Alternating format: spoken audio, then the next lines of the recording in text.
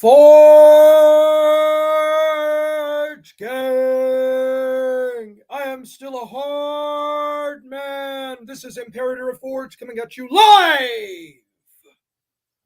I will be doing some readings of the Iliad, which is a really incredible piece of work. Incredible, it's a poet. It is a historical lyrical poem.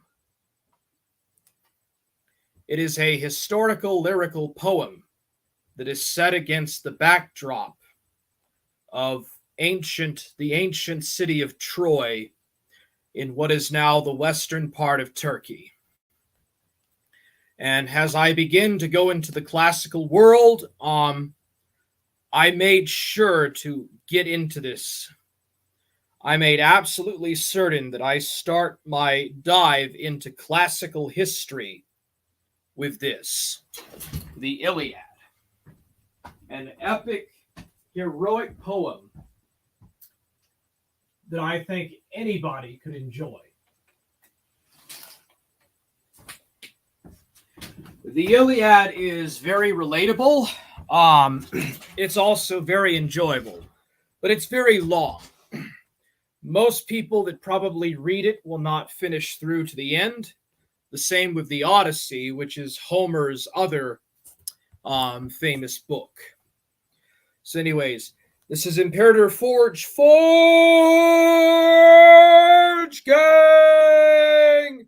Hard men assemble! Let's go!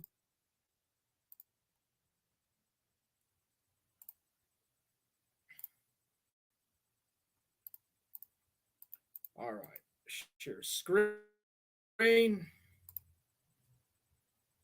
Yes. I made perfectly for sure to include the Iliad going into the classical world.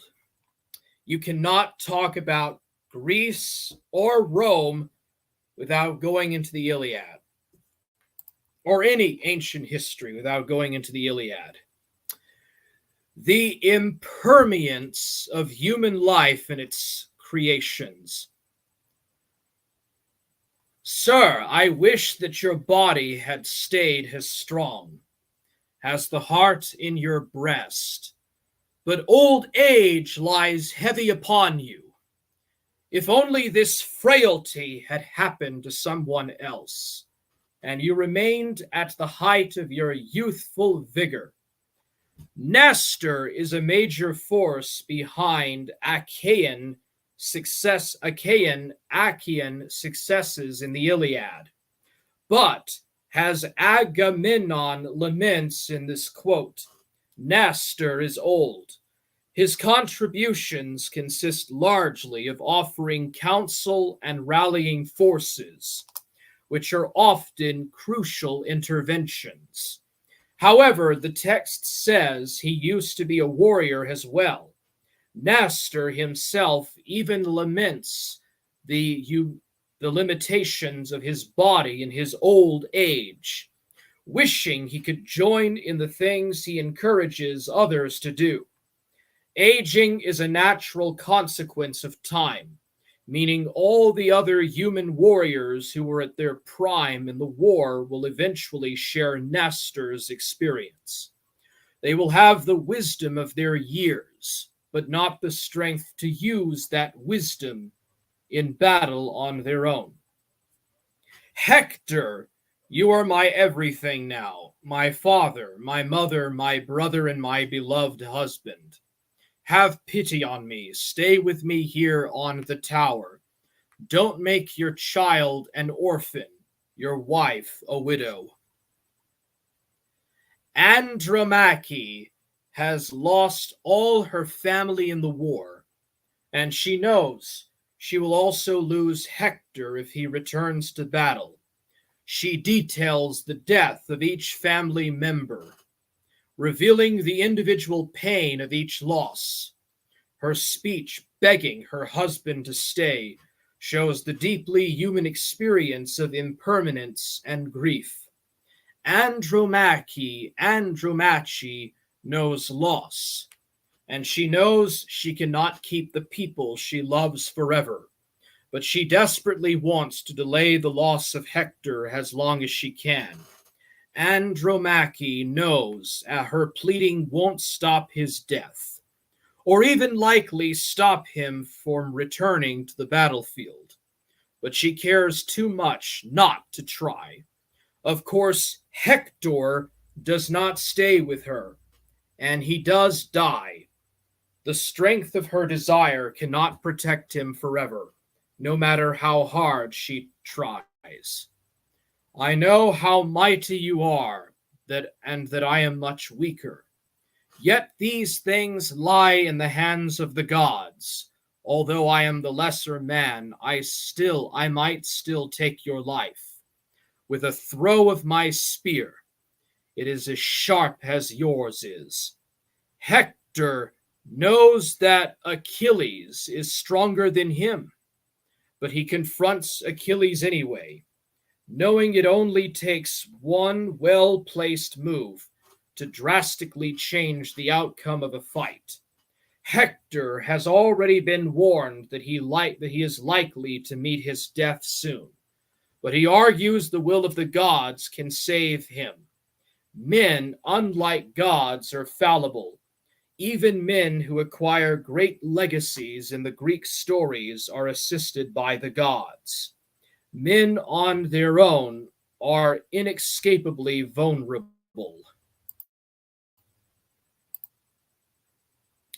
All right. Guide to reading the Iliad.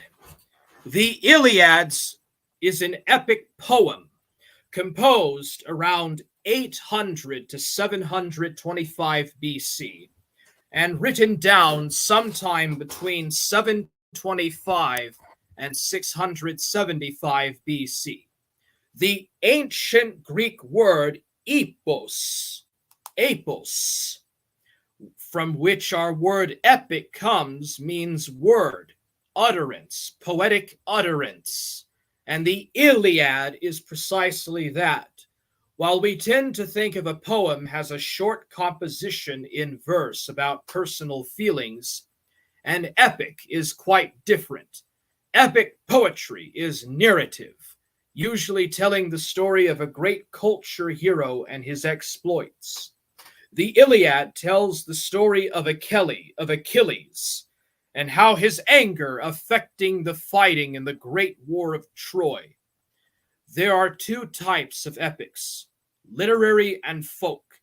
Folk epics are composed anonymously or traditionally, and attributed to shadowy ancient authors like Homer, while literary epics are written by one person like Virgil.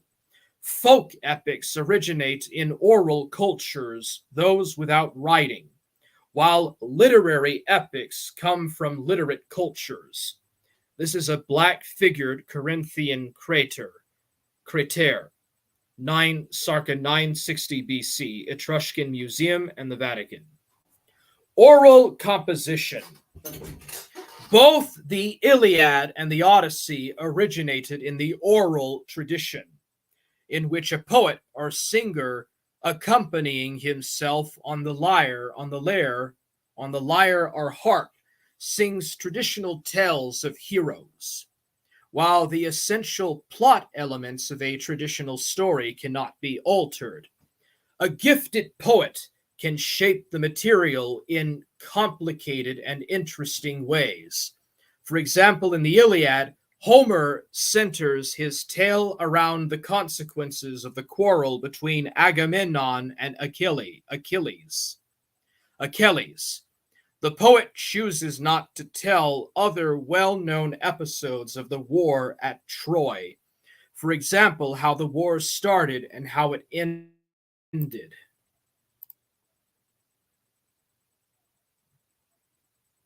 Because he wishes to concentrate on the issues of death, anger, and honor raised by the quarrel. In fact, the Iliad and the Odyssey exhibit such complexity and ingenuity of structure and theme that I believe they were both put together out of traditional materials by a single poet.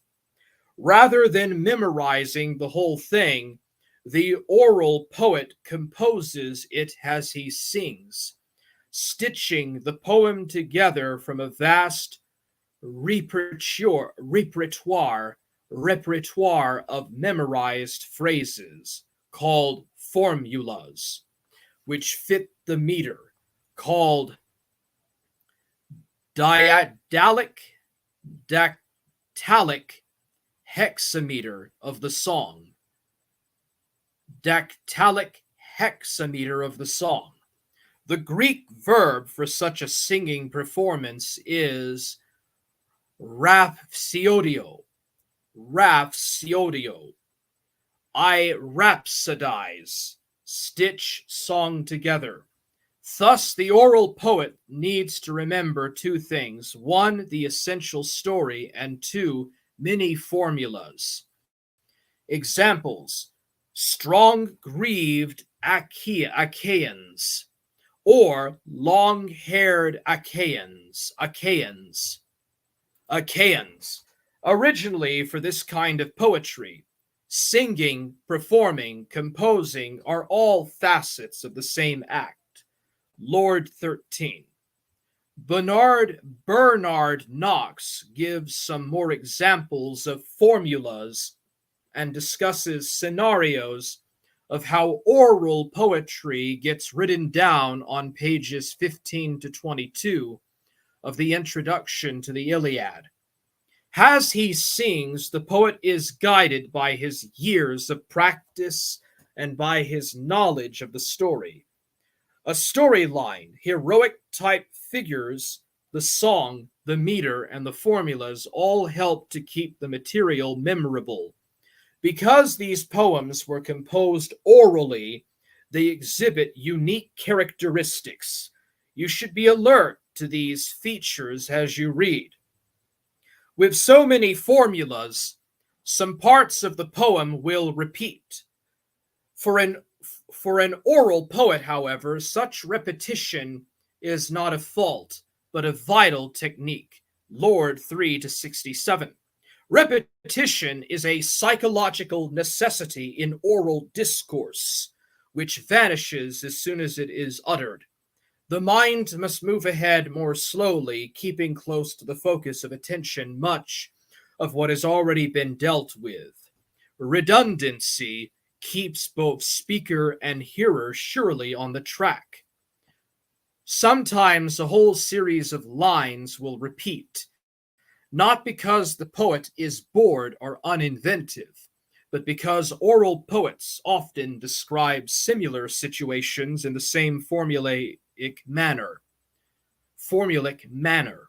Also, the poet could cruise through these repetitive passages while thinking of what was coming up next in the poem. Repetition is not only a psychological necessity, it also keeps the meter and the memory flowing smoothly. For example, formulas will often repeat for metrical reasons. Odysseus in Polymetus, clever, not just because he is this kind of character, but also because without the epithet Polymetus, he could not be readily worked into the meter. The word Polymetus, also translated as versatile or resourceful, is a special kind of formula called an epithet. An adjective or adjectival phrase which describes in appropriate metrical form characteristics of gods or heroes. Examples: versatile Odysseus, or Zeus, the cloud gatherer. Often an epithet will substitute for a character's name, as when, for example, Agamemnon is called son of Atreus, or Atreides. The Greek suffix "edis" means son of. The translator of our edition of the Iliad, Stanley Lombardo, tries to A. limit the number of epithets and B. vary their wording, so you may not notice these epithets in his translation as much as you might in others. Am I coming in clearly enough, or what? Since an oral society possessed no written archives, lists, or books, and had no libraries, computers, or videotape on which to store information,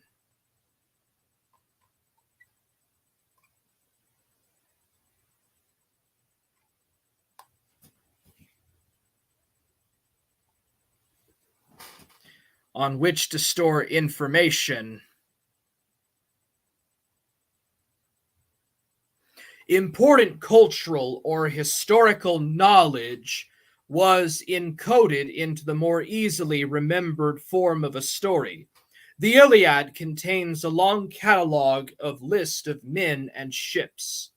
Notice how this catalog is narrated as a series of actions, which are more memorable than a mere list would be.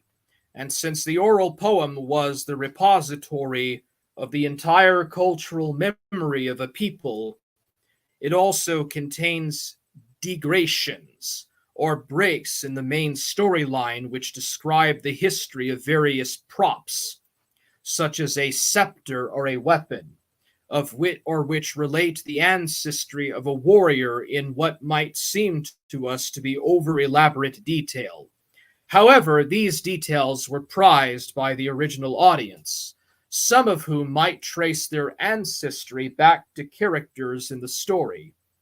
Digressations also gave the audience the sense of a full and living cultural background to the story. Because poets' powers of memory were considered godlike, the ancients spoke of their songs as being inspired by 9 goddesses called the Muses. The Muses were the daughters of Mnemosyne, memory, and Zeus. By claiming that the Muses inspire their songs and know everything, you are everywhere, you know all things, while poets know nothing. All we hear is the distant ring of glory. We know nothing. Iliad 2.575 to 570. Iliad Volume 2, pages 575 to 576. Poets authenticated their individual utterance as the communal wisdom of gods and men. One scholar goes so far as to say that the formulas are the words spoken by the Muses themselves. They are recordings of the Muses who were always present when anything happened. 2 other techniques of oral poetry are designed to make the poem immediate and exciting for listeners. Having no widescreens, special effects, or Dolby soundtracks, the ancient poets relied on winged words to keep their stories vivid. For example, epic similes or extended comparisons help the audience visualize and feel scenes, actions, and emotions. These similes are usually precise and quite moving. Oral poets also performed the speeches of the characters as a modern day actor might. Such emotional inflections and tones of voice are difficult to create on the printed page.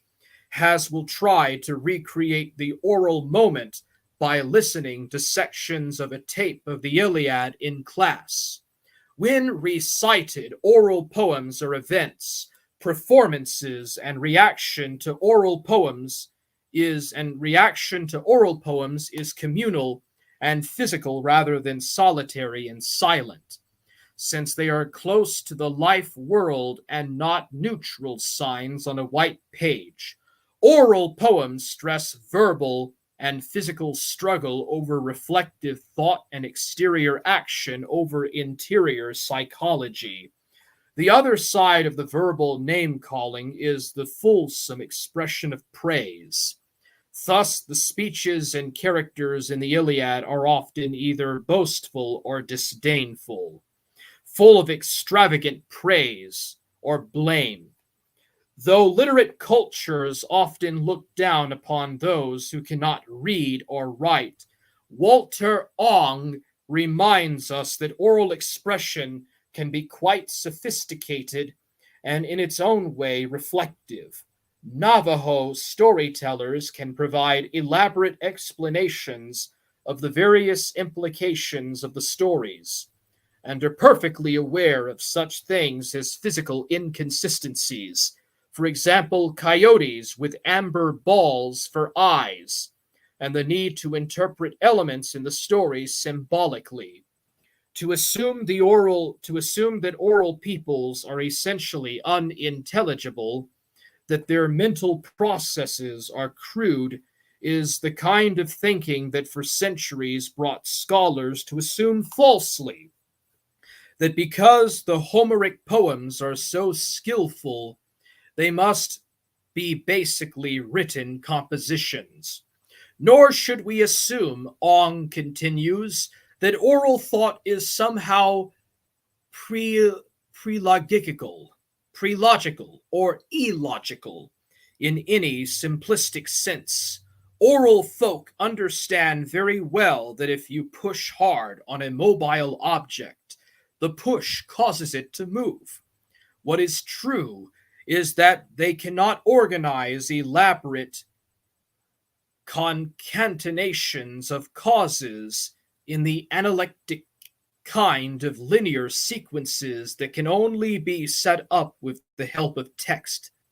The lengthy sequences they produce, such as genealogies, are not analectic, but aggressive, but aggregative.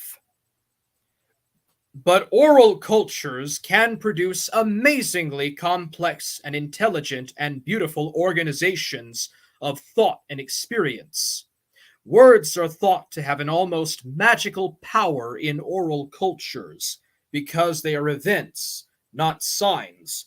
Ong writes, without writing, words as such have no visual presence, even when the objects they represent are visual. They are sounds, you might call them back, recall them, but there is nowhere to look for them.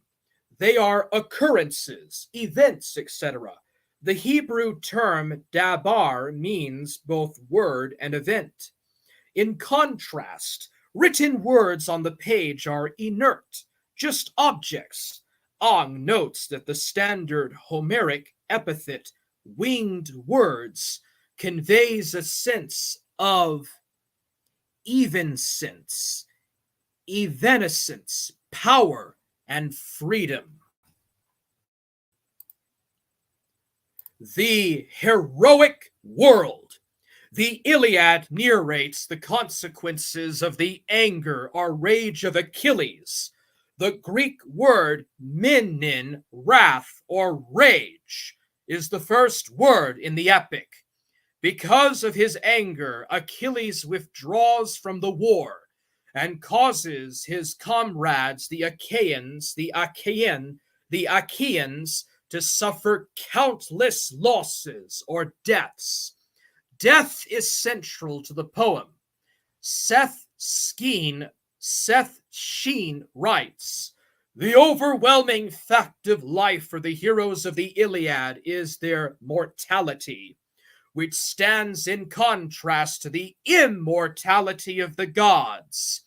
We see the central hero of the poem, Achilles, move toward disillusionment and death to reach a new clarity about human existence in the wider context of the eventual destruction of Troy and in the environment consisting almost entirely of war and death. This environment offers scope for various kinds and degrees of heroic achievement, but only at the cost of self-destruction and the destruction of others who live in the same environment and share the same values. As we will see when Odysseus visits the underworld in the Odyssey, The afterlife in Homer is a dull, shadowy, listless affair, in which empty and witless souls wander, shells of their former selves. Therefore, it is important that the hero achieves some meaning on earth by the way he conducts his life and achieves his inevitable death. Life becomes meaningful and valuable for the hero because he can win honor. In Greek, teme, the public esteem. Dodds 17 of his fellow warriors in this life and glory. In Greek, kleos, the reputation. Shen 71, which poets will sing of after his death. Eos, goddess of dawn, mourns her dead son, the warrior Memnon. Actic black figure vase, circa 530 BC. Etruscan Museum, the Vatican. Here's a different version of the same scene. In book number 12 of the Iliad, the Lycaean hero Sarpedon begins a pep talk to his friend Glaucus with a rhetorical question. Glaucus, you know how you and I have the best of everything in Lycia. Seats, cuts of meat, full cups, everybody looking at us as if we were gods. Sarpedon then proceeds to tell why they are honored with the best of everything. Well, now, we have to take our stand at the front, where all the best fights and face the heat of battle. Aristoi, so that many an armored Lycaean will say, so they're not inglorious after all. Our Lachian lords will eat fat sheep and drink the sweetest wine. No, they're strong and fight with our best. Notice that the visible marks of honor are gifts. Expressed here has the best cuts of meat. The Greek word for honor, teme, can also mean price or value.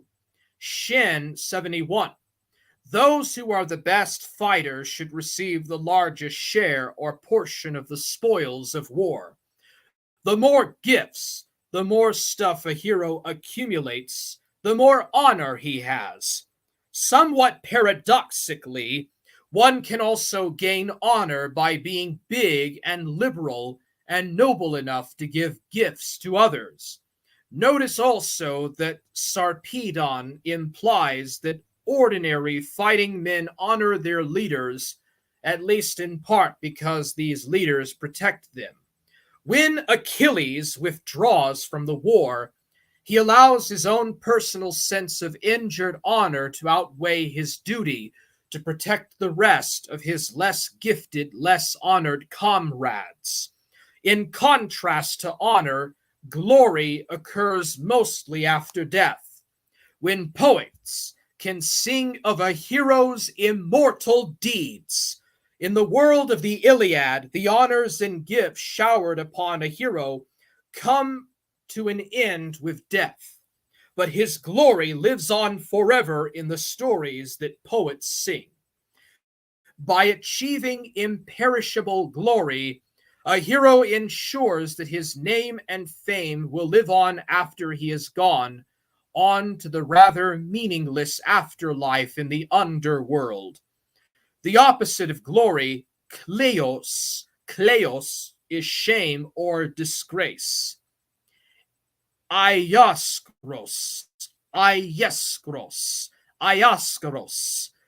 Glorious actions were praised while shameful actions were blamed. A shameful act was not necessarily considered immoral or wrong, but ugly. The other meaning of iaskros. In this sense, the opposite of shame, iaskrios, is glory, kleos, but beauty, kalos. The hero's code of honor stressed achievement of an exterior immoral ideal rather than an interior moral good. When heroes commit disgraceful acts, they do not feel guilt, the inner consciousness of moral wrong, but shame, the loss of face that comes from looking ugly in front of public opinion. One reason Achilles seems selfish to us is that he is operating in a shame based culture, while we are very much part of a guilt based culture. The above considerations on honor, glory, and shame should help you interpret the quarrel in Book 1 and Achilles' refusal to re enter the war in Book 9 of the Iliad. The Iliad explores the limits and contradictions of the honor glory system of meaning. One limit, death, is omnipresent, as Seth Shine points out. One of the tragic aspects of this system is that the hero can win honor and glory only through the death and destruction of others. The deaths of humans are in some sense fated to happen. One of the chief Greek words for fate, myora, means portion or part or a part or division. It can mean one's portion of a meal, of the spoils, one's inheritance, or one's portion in life, or what one is due. Sometimes the word used for the portion which a hero receives when he is honored is the same as this word for fate, moira. Agamemnon dishonors Achilles by taking away part of his just portion, namely Briseis. But fate can be seen as more than one's portion or lot in life. The word can also be used to speak of death, of the will of Zeus, of one's station in the hierarchy. It is Hephaestos. It is Hephaestios' fate, Hephaestus' fate, to be a lame blacksmith for the gods.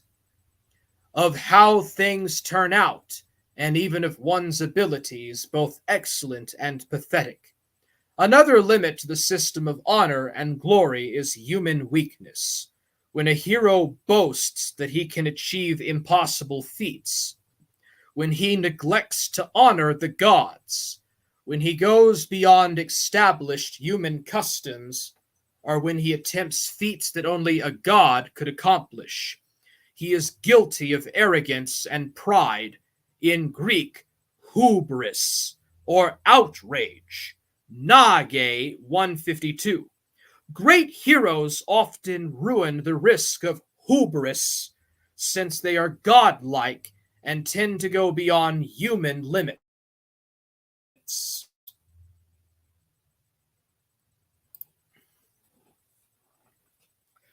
Great heroes tend to exhibit certain excellent qualities and also certain weaknesses. For example, Odysseus' excellence is his clever, scheming mind, while Achilles' excellence is his sheer force and power in battle. The Greeks called a person's particular excellence his or her arete, which has also been translated as virtue. The Greeks thought that each person should develop his ariete, or inborn capacities, so far as he possibly can. Often, a hero's excellent qualities betray a weak side. For example, Achilles' fiery fighting spirit is related to his equally fiery temper.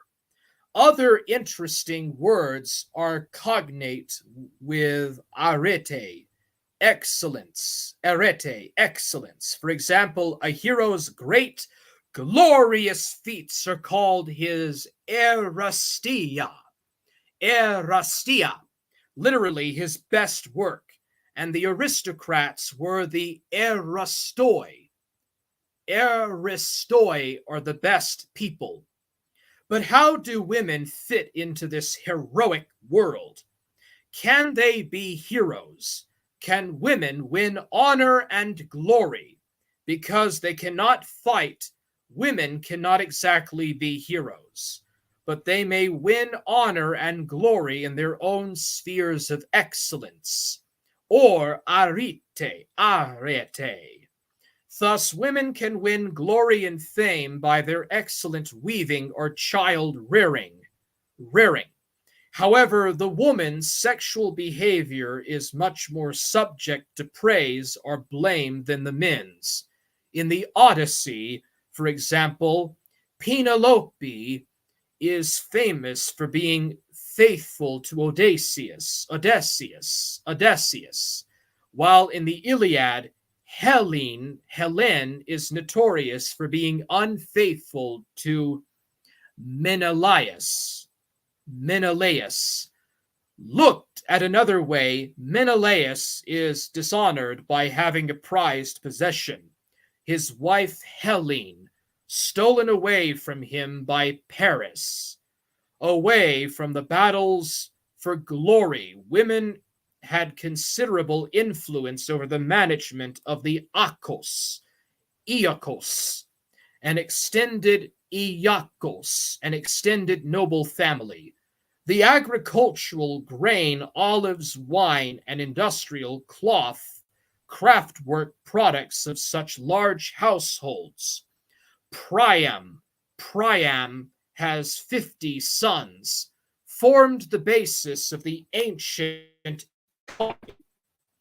In fact, the Greek word iakos, forms the root of our English words economics and ecology.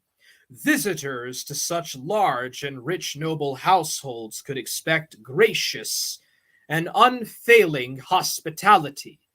Zania. By honoring his guest friend Zanios, with expensive gifts, a nobleman could display how much wealth and honor, the two were virtually synonymous, he had obtained. In Book 6 of the Iliad, Diomedes and Glaucus agree not to fight one another because their ancestors had once entered into a guest-friend relationship. The Greek system of hospitality, gift-giving, and guest friendship was not supposed to be an open invitation to freeloaders, however. In actuality, it was a system of exchange. In his Works and Days, Hesiod explains how the system should work. Return a friend's friendship and a visitor's visit. Give gifts to the giver. Give none to the non-giver. The giver gets gifts. The non-giver gets naught. And gives a good girl, but gimmes a goblin. The man who gives willingly, even if it costs him, takes joy in his giving and is glad in his heart. But let a man turn greedy and grab for himself, even something small, it'll freeze his heart stiff. When several extended households in the same neighborhood united together under the leadership of a king, the resulting society was called a polis, the Greek word for city and state, city-state. Some Greek polis Pauli, some Greek polis later developed into democracies, ruled by the male citizens with property.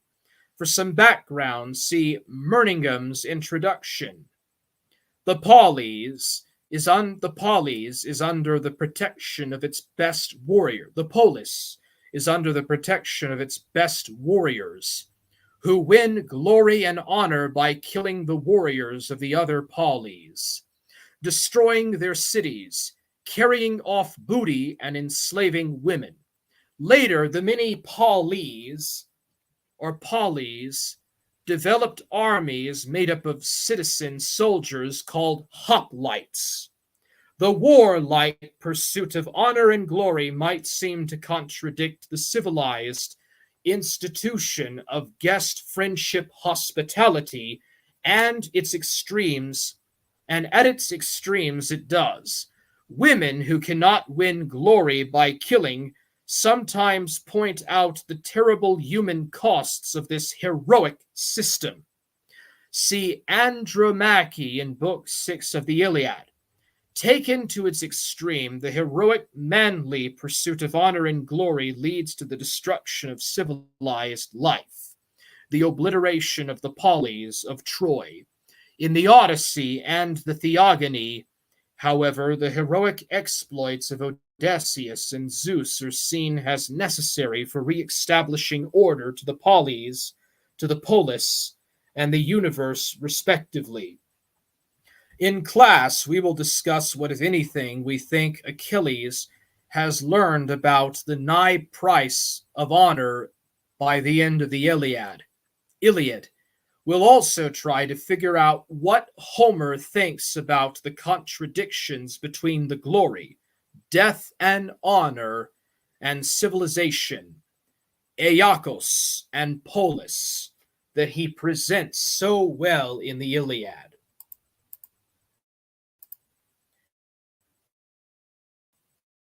And so we are coming to the dawn of the classical world and the dawn of a society. But what was life like in ancient Troy, in the ancient city of Troy?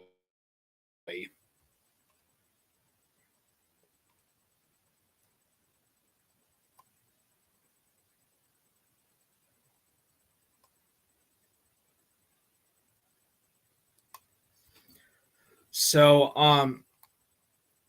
I have to be careful for copyright reasons. Like, I literally cannot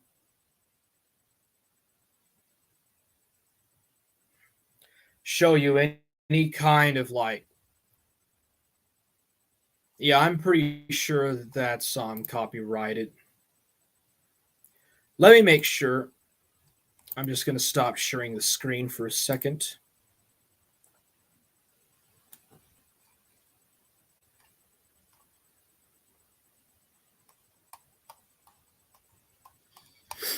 I have to be careful because of copyright stuff.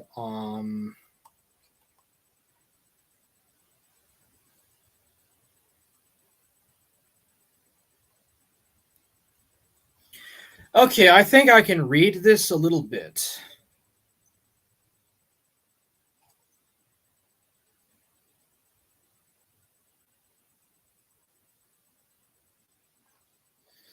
So, anyways, in the legend, the city of Troy was besieged for 10 years and conquered by a Greek army led by King Agamemnon. The Trojan War erupted because Helen, a queen from Sparta, was abducted by Paris, the son of Troy's king Priam. It is described by Homer's epic poem, The Iliad.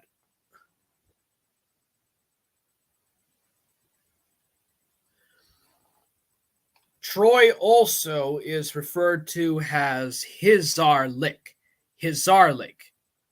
which is located northwest on the northwestern coast of present-day Turkey. And no, if you're curious, no. The Trojan horse is not in the Iliad. The Trojan horse is in another composed lyrical poem about the Trojan War. I bet you did not know that. The Iliad is only the most well known of the lyrical and epic poems and altogether folk compositions in regards to the different stuff covering the Trojan War. So there's something that you probably did not know. Um,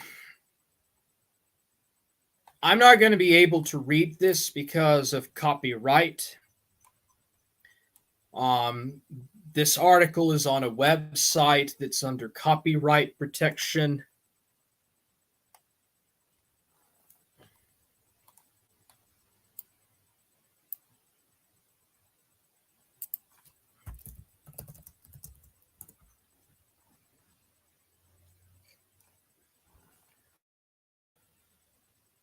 Um,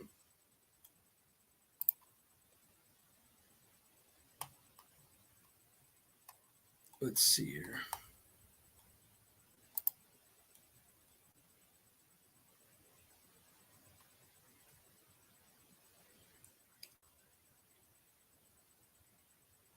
Yeah, I mean, for example, I can't read nothing from the British Museum or the BBC because that is all under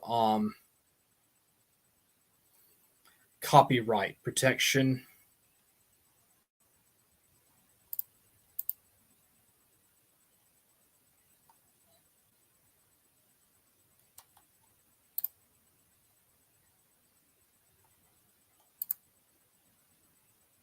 That's why I go to like really, really old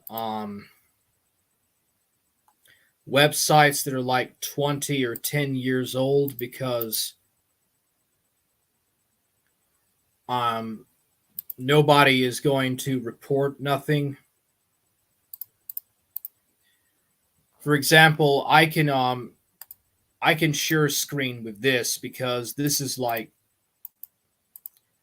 a website from like the 90s or the 2000s, and whoever made this website, they're not going to report me. Like nobody's going to bother trying to like,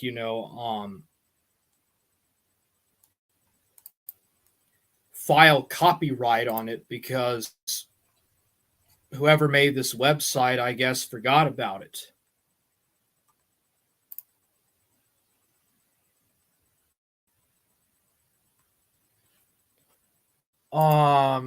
It looks like,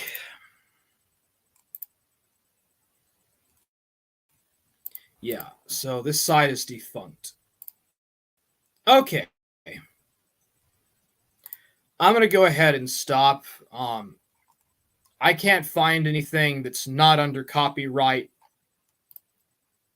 So let's see here. Rick Perry says, Brutal Deluxe. Rick Perry says, Woo. Interdimensional Lizard says, Hello all. What's up, Interdimensional Lizard? Rick Perry says, Hard men assemble. Rick Perry mentions Ulysses 31 is an epic quasi anime. And that is indeed true. I've watched some of it. I watched about the first 4 episodes or so. I never finished it.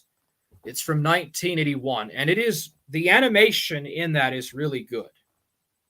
You can also watch it for free. Interdimensional Lizard says, sounds okay. Rick Perry says, yes.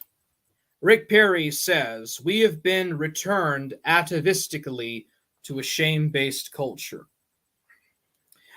I think the transition to a guilt-based society happened like around about the end of the Middle Ages, the early modern period.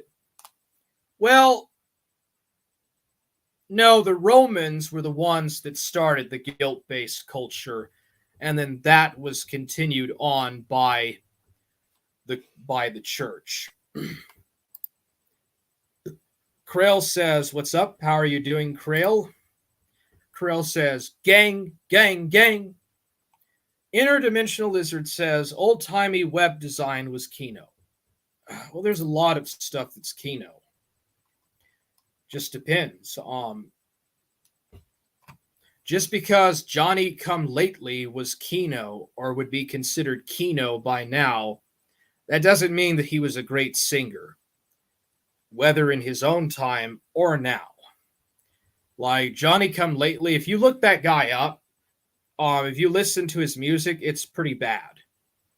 And that was in the 50s, so not everything that's old is necessarily good, but it's just that I can use those old deep web pages and old websites, and nobody is going to file copyright complaint on me and take my stream down. And considering that I've just put 50 minutes of my life into this, that's a pretty big loss.